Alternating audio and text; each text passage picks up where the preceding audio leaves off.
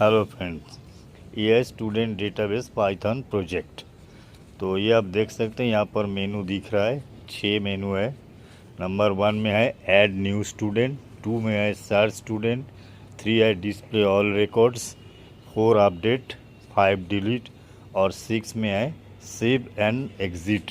तो हम पहले 1 सिलेक्ट किया स्टूडेंट एंट्री, और मैं 4-5 एंट्री कर लेता हूँ। फिर हम बाकी जो मेन्यू है उसको एक एक करके चेक करेंगे।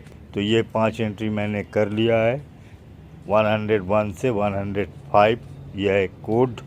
अब मैं 2 नंबर सर्च स्टूडेंट सिलेक्ट करता हूँ और 103 एक रिकॉर्ड को हम यहाँ पर सर्च करते हैं। तो देख सकते हैं यहाँ पर।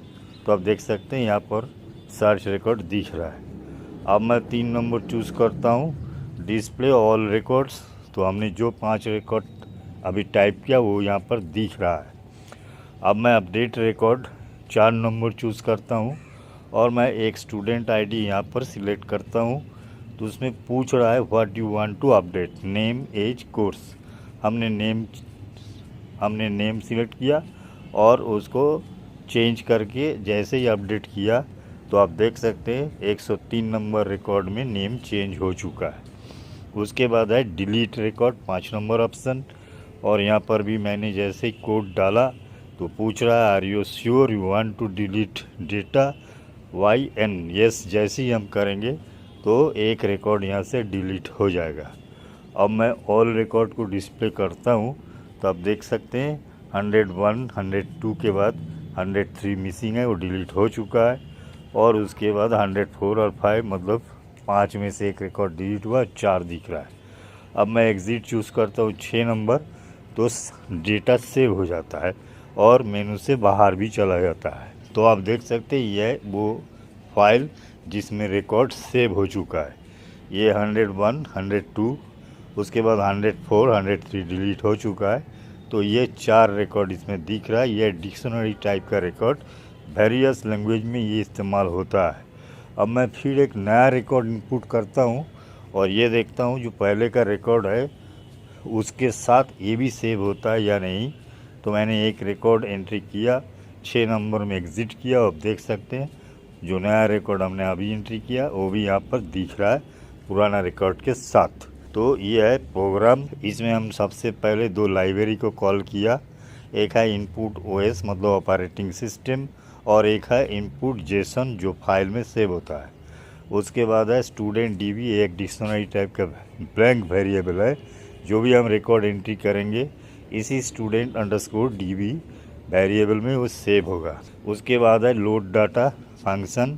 इस फंक्शन में हम चेक करेंगे जो फाइल सेव हुआ है उसमें डेटा है या नहीं। अगर है तो स्टूडेंट अंडरस्कोर डीबी जो वेरिएबल है उसमें लोड कर देगा, और अगर नहीं है तो एक मैसेज डिस्प्ले होगा no previous data found starting fresh. उसके बाद हमने लिखा है दूसरा function add new student record. इसमें यूज़र से स्टूडेंट आईडी का इनपुट लिया जाएगा और फिर चेक किया जाएगा ये ऑलरेडी डेटाबेस में है या नहीं।